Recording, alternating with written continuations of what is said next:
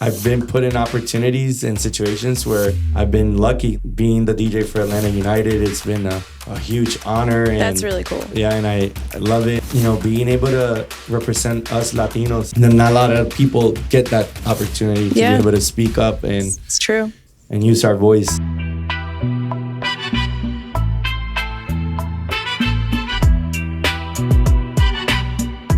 Hey everybody, I'm Jennifer Cabrera Torres. I am one of the partners here at Gonzalez Torres. This is the start of our series for Hispanic Heritage Month, where we'd like to spotlight some of the entrepreneurs that have made a big impact in our community. And today, we are here with DJ Ew. Yay! Thank you so much for being a part of our series. Thank you for the invitation. Of course. Excited to be here. Of course, I'm so excited for you to be here. So we go way back. Yes. Do you even remember when we first met? I do. You reminded me. But it like, as you reminded me, like I got a flashback about it. And I really remember it. And it's pretty cool that you still remember. Yeah. Obviously, it's been a while ago and a lot of sleepless nights. You tend to forget certain things. Yeah. I feel like you could tell the story better. I just think it's funny when we were talking about it, you were like, was it here in Atlanta? Was it another state? No, like, it was just like, I thought you meant like the first time I saw you at the nightclub.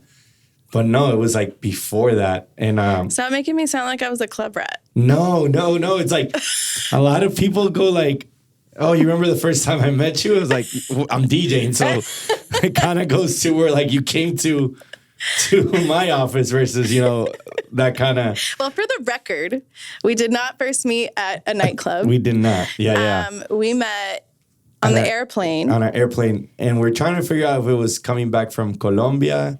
DR or Miami. Yeah, like something like that. Something like that. But your mom started talking to me. Of course. And then she introduced me to you, and we were talking about volleyball. Yeah, that's when I first learned that volleyball was really big in Puerto Rico. That is correct. I played it many years. I still wish I could get the time to play it.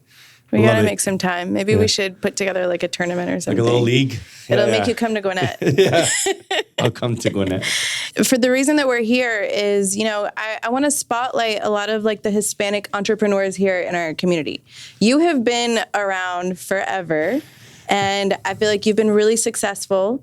Can you tell us a little bit about your journey and how your culture has influenced that? Started DJing in like 2008. Definitely started being a Latin DJ, and then I kind of crossed over into what we call open format, which is like playing all sorts of music from hip hop, EDM, and all that. And every time I would play, I would like to bring in that Latin flavor, that sazon, like I say. So I would be playing for Americanos, gringos, however you guys want to call it. But I would give them a little bit of reggaeton, a little bit of Pitbull in that moment to like pretty much that was what my sound was, right? Like, I'll be able to play everything, but I still want you to have a little bit of that Latin flavor. People loved it, and been DJing ever since. It hasn't been easy. You know, it's a lot of ups and downs. It's a very tough market, too. Yeah. It's nightlife, a lot of nights, a lot of shaking hand, kissing babies. Yeah. And I've been very lucky, I guess, you know, when you do things for the right reason, not for the wrong reasons, good things happen. So I've always said that, like, I love this. It's like my passion is art. So it was never about the money. You know, money will come. Yeah. And it kind of, I've been put in opportunities and situations where I've been lucky, like being the DJ for Atlanta United. It's been a huge honor. And that's really cool. Yeah, and I love it. Recently working with like MLB players like Ronald Acuña, opening concerts, and also, you know, being able to represent us Latinos in those rooms, in those environments. Not a lot of people get that opportunity to be able to speak up and it's true, and use our voice and stuff. So yeah, I agree. I mean, I think it's important to us Latinos to make sure that, we are able to provide that voice. I mean, that's part of the reason I became an attorney, because there's so many people that can't really defend themselves or speak English. Yeah. So I'm very fortunate that I can still Do that. speak Spanish and, translate or, give legal advice in their language. Yeah. So, but that's really cool that you're doing Atlanta United. That's badass. Yeah, it's I always say it's the best gig I've had. So it's a lot of work. It's a long season. Once February starts, it's all the way to October, and there's no vacation or family trips. Yeah, I can imagine. So a lot of sacrifices, but like I said, I love it. I don't think I don't think I'll ever give up that gig. So I think they're gonna have to retire me, and I told them that. When they retire me, they have to put my jersey up, retire the jersey. That's going to be a whole thing, definitely. Yeah, definitely. No, but I'm really proud of you. I'm really proud of how far you've come. I Thank remember you. seeing you open for a concert. I don't remember which one it was. I don't remember if it was like Pitbull, but I remember being more excited for the opening act that I think was Zion and Lennox. Uh-huh. But I remember me and Angel were like, oh my gosh, it's you. Yeah. I'm so proud of you. You've come so far. Yeah, Now, thank you. As a Latino, what are some challenges that you have faced in this industry? A few of them could be like, knowing that what they're not being fair to the Latino community or just to the Latinos, and honestly learning how to be in the room and not really exploding and try to defend. Like, honestly, like learning how to be in that situation, learn from it, and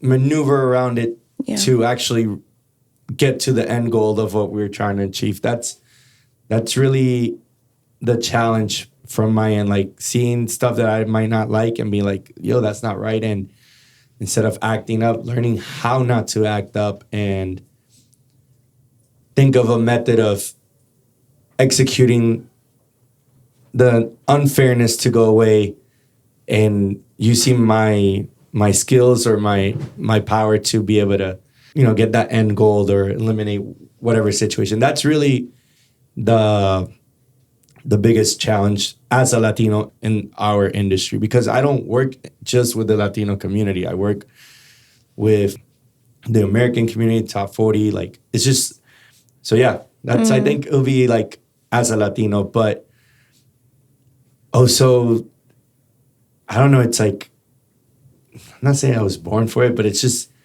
very easy for me to be in those situations and be able to manage and handle it. So I don't know, it's like, but that's really it. Like, hide my emotions, really. Yeah, I think you have the personality for it. Yeah. And having known you, I think one of your strengths is definitely that you're incredibly humble.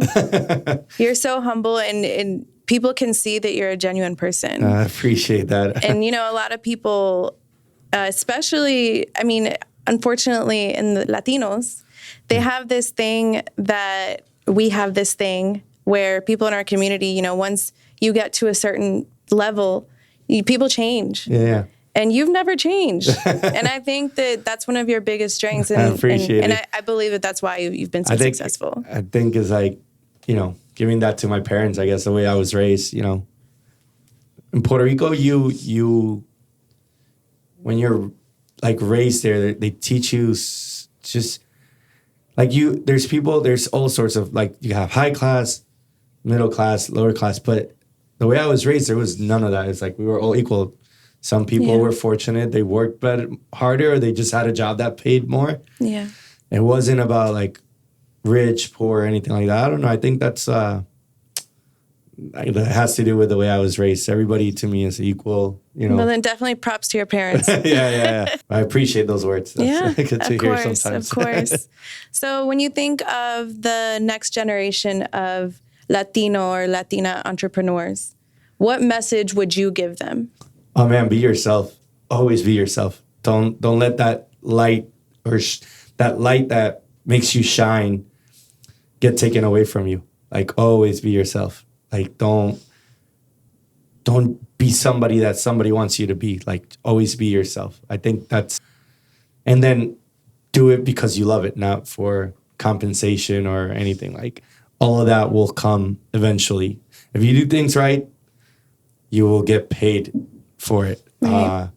Obviously, we have to eat, pay gas, all of that, but just be yourself and do things right. Yeah, no, I agree. I think that's really powerful, and I think even this generation could definitely benefit from from that mental space. Well, thanks so much for the powerful words. Thanks for coming out OTP out of Atlanta to come see us and be a part of this. I moved out of the city. I'm not that far from here. I'm in Chambly now. So it's okay. It's okay. Okay. So, well, thanks so much for being on our series. Hopefully we can bring you back on soon. Thank you for inviting me. It's an honor. I always love to come to these things whenever I have time. Awesome. Thank you for having me. Of course. Good to see you. I'm actually proud of you as well. Thank you. Thank you. I've seen your journey as well. And shout out to my dude, Angel, in the back. But thank you so much. Of course. Thank you so much, too. Bye. All right. Close. Hey!